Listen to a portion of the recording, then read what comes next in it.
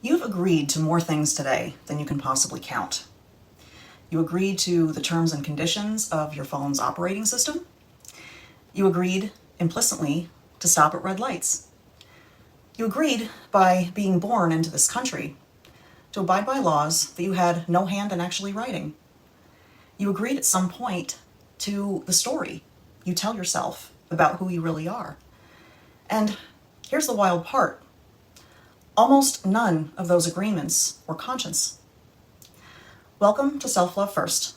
My name's Alicia, and I appreciate you being here. Please hit that like button. It's a free and easy way to support my channel.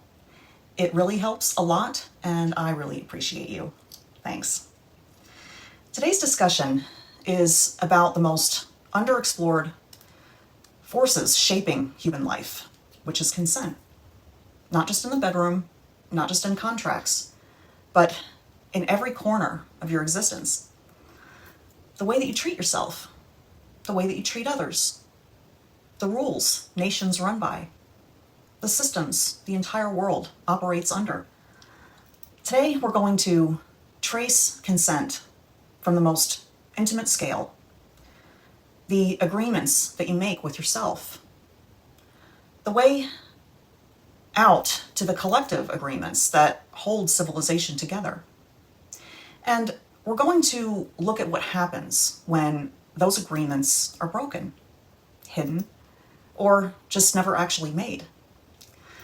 Because understanding consent at this level doesn't just make you a better partner or a more ethical person. It might be one of the most important things that you can do to understand how the world is actually working and how to live more freely in it. Let's start at the very beginning. Most of us learn about consent in a pretty narrow context, usually tied to physical or sexual boundaries. And that's critically important, but it barely scratches the surface of what consent actually is. At its core, consent is the granting of permission. It's an agreement, an alignment of will between two parties.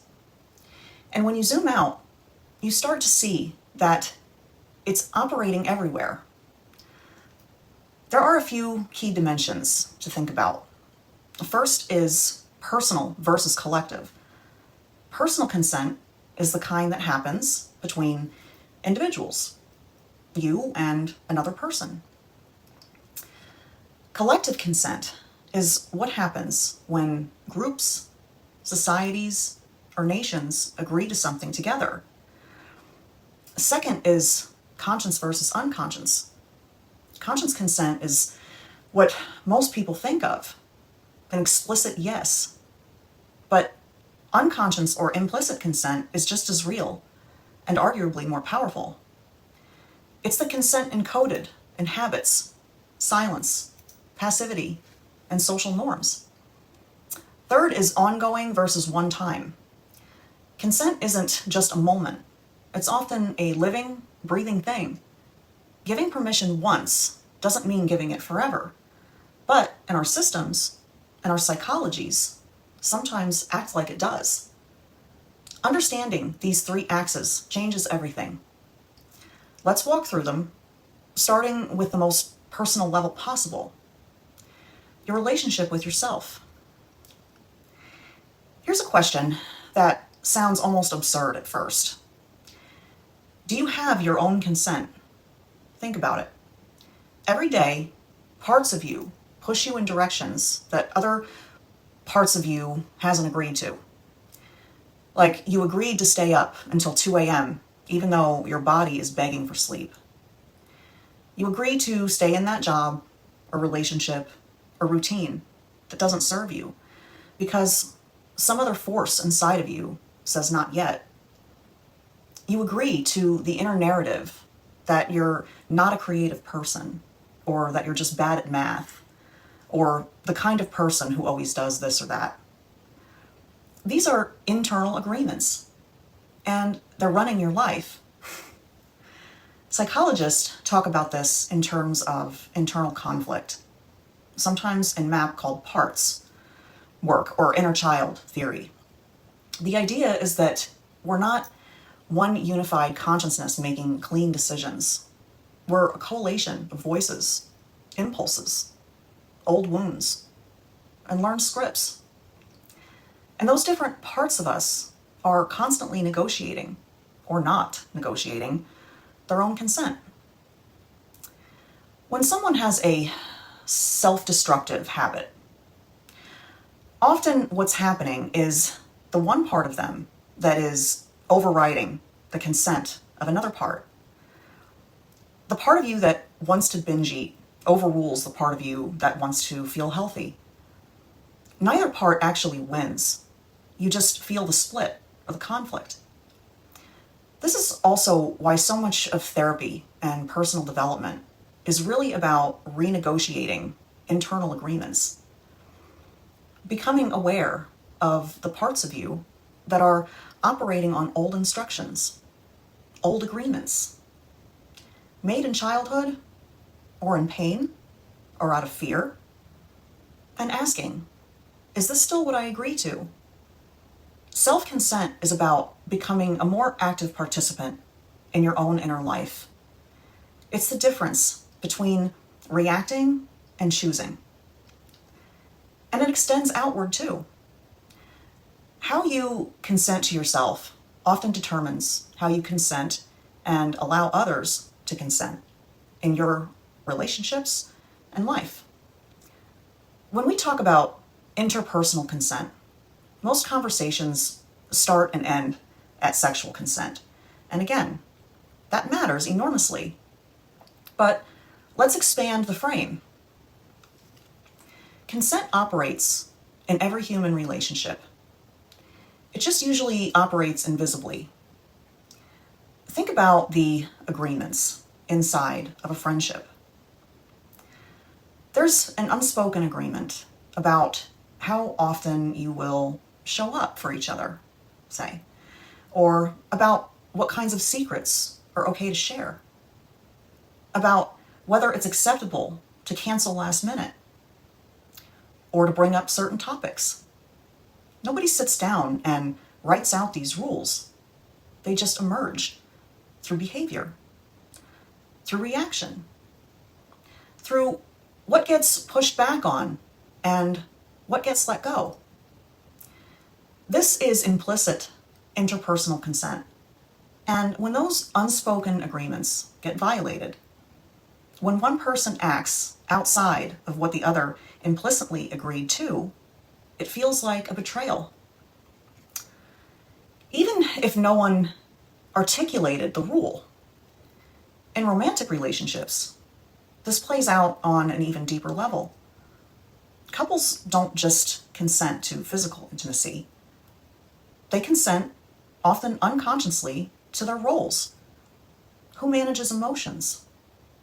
Who makes the decisions? Who takes up space? Who shrinks? Who's the responsible one? And who's the free spirit? These agreements can be incredibly unhealthy, and they often go unexamined for years or even decades. Someone might stay in a dynamic where they give far more than they receive. Having never consciously agreed to that trade, it just became the established pattern. And breaking it feels like breaking a contract. This is where the concept of renegotiating consent becomes so important. Relationships aren't static. People grow, change, and need different things. But many relationships operate as if the original unspoken agreement is locked in forever. The bravest thing two people can often do is sit down and ask, what are we actually agreeing to here? And is it still working? There's also the dimension of consent under pressure. Consent that's given out of fear, social obligation, or a desire to avoid conflict. That's not really free consent. It's coercion. wearing the costume of an agreement. And this happens all the time. In friendships, workplaces, families, in ways that are socially normalized and almost impossible to call out in the moment. The question worth sitting with is, in which of my relationships am I operating on a genuine agreement? And in which am I operating on compliance? Now, let's zoom out one level further, from interpersonal to social. Human societies run on enormous amounts of implicit collective consent. We don't think about it because it's invisible, but social norms are simply agreements that enough people follow, that they acquire the force of reality. Take something as simple as standing in a queue. Nobody's forced to wait in that line. There's no physical barrier, but almost everyone does it, almost everywhere, because there's a shared implicit agreement that this is how things work. And when someone breaks it, cuts the line, so to speak, people respond with genuine outrage because a social agreement has been violated. Now scale that up. Gender roles are also social agreements. Societal hierarchies are social agreements. Not natural laws, but systems that enough people agreed to or were forced into that they came to feel inevitable. Even language itself is a vast system of agreements, symbols that we collectively decided mean certain things. Here's the crucial point. Most social agreements were made without our explicit consent. You were born into a culture, a language, a set of norms, an economic system, a racial classification system, a set of gender expectations. You didn't choose any of that, but you're shaped by it, constrained by it, and in many ways have come to participate in enforcing it. This is what sociologists call socialization. And from a consent perspective, it raises a profound question. Can you meaningfully consent to something that you were taught that you wanted? If you were raised in a culture that told you that your worth was tied to your productivity, and you now believe that wholeheartedly, did you consent to that value system? Or did it consent to you? This isn't a reason to despair, but it is a reason to pay attention. Becoming aware of which of your beliefs and behaviors are chosen versus inherited is one of the most important things a human being can do. Now, let's go to the biggest scale, civilization itself. The foundational theory of modern democratic government is based on consent. Philosophers developed the idea that the social contract, the idea that government derives its legitimate authority from the consent of the governed, that citizens agree implicitly to give up some freedoms in exchange for the protections and order that a government says it provides. This is a powerful and beautiful idea, and it has driven revolutions, including the American Revolution. The Declaration of Independence is literally an argument that consent had been violated, that the governed had not agreed to what the British Crown was doing, and therefore its authority was illegitimate. But here's the philosophical problem that has never fully been resolved. Almost no one alive today explicitly consented to their government, how they work. You were born into it. Your consent is inferred from the fact that you haven't left the country or are actively rebelling. Legal scholars and critics have pointed out that It's a pretty thin basis for claiming that the government has genuine popular authorization. And the issue gets sharper when you look at the decisions that the governments make on your behalf of their people, whether it's going to war or signing trade agreements or taking on national debt that future generations will end up having to pay. These are acts of collective consent being made by representatives on behalf of people who may disagree, who may not even be born yet. How do you consent on behalf of the future? Then there's the question of who gets included in the circle of consenters at all.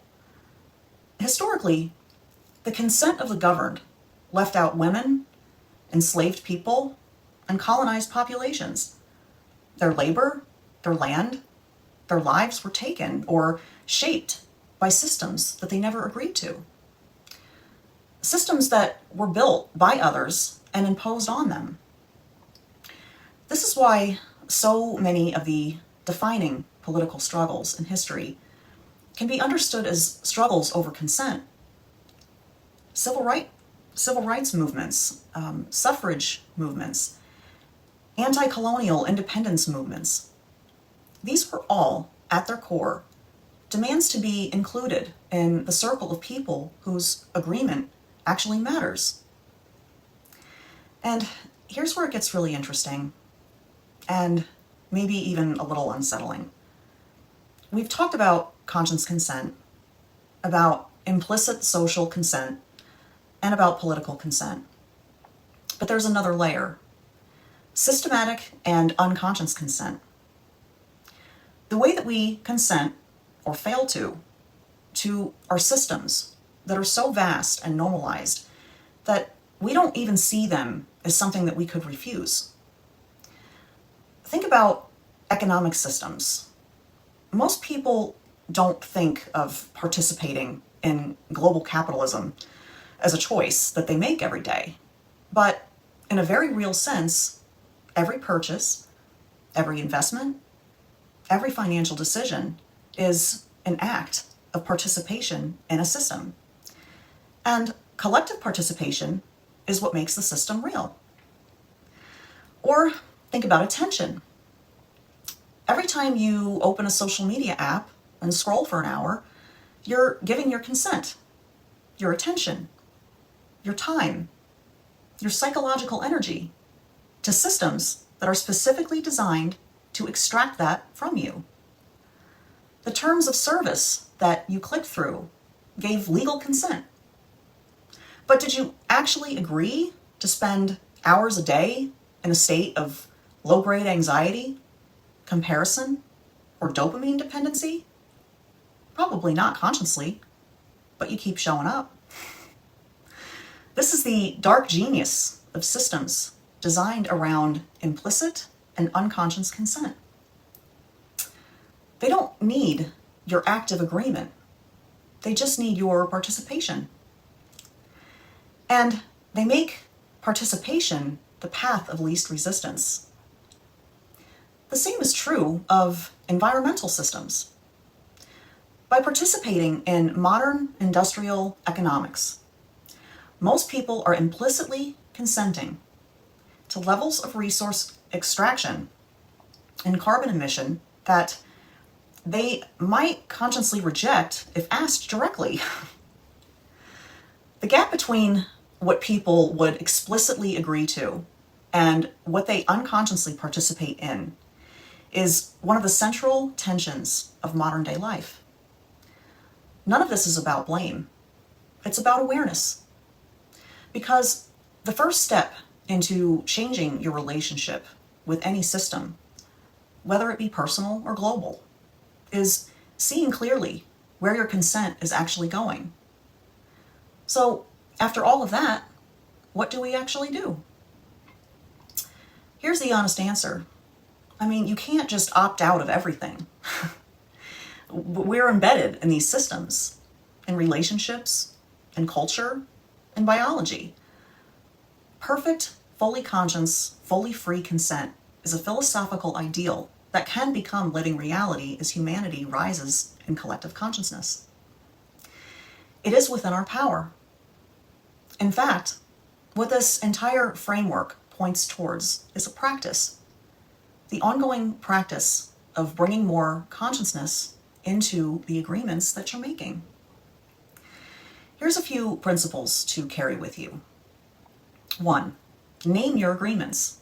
In your relationships, in your work, in your inner life, get explicit about what you're actually agreeing to. What are the unspoken rules? What do you keep doing that you haven't consciously chosen? Naming things gives you leverage over them.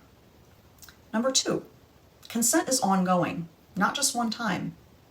Just because you agreed to do something once, whether it was a relationship dynamic, a job, a belief system, doesn't mean that you have to keep agreeing forever. Consent can be withdrawn. Agreements can be renegotiated.